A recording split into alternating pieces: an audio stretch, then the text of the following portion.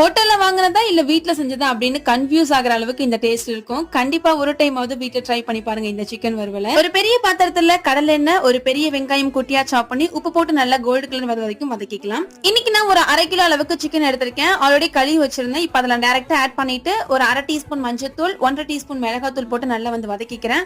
ஒரு 2 to 3 மினிட்ஸ்க்கு இந்த மஞ்சள்தூள் மிளகாத்தூள் இந்த சிக்கனை வதக்கிட்டு ஒரு 2 சின்ன தக்காளியை 4 கட் பண்ணி இதுல ஆட் பண்ணிருக்கேன். இது கூட கொஞ்சமா சீரக பவுடரும் ஒரு 1/2 டீஸ்பூன் அளவுக்கு கொத்தமல்லி பவுடரும் இதுல சேர்த்து நல்லா வந்து வதக்கிக்கோங்க. இந்த ரெசிபியில நம்ம அப்பப்போ மசாலா போட்டு வந்து வதக்கிட்டு அதுக்கப்புறமா சேர்த்துற மாதிரி இருக்கும். இப்போ ஒரு 1/2 டம்ளர் அளவுக்கு தண்ணி சேர்த்து இந்த கறியை நல்லா வேக வைக்கிறதுக்காக நல்லா வந்து தண்ணி ஊத்தி வேக வச்சுக்கலாம்.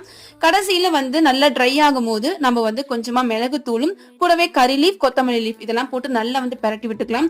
இந்த ரெசிபி பொறுத்த வரைக்கும் நீங்க நல்லா ட்ரை பண்ணி சாப்பிட்டீங்கன்னா தான் அவ்வளோ டேஸ்டா இருக்கும். அவ்வளவுதான், ஹோட்டல் ஸ்டைல இல்ல வீட்டு ஸ்டைல சிக்கன் வறுவல் ரெடி. ட்ரை பண்ணி பாருங்க. பை.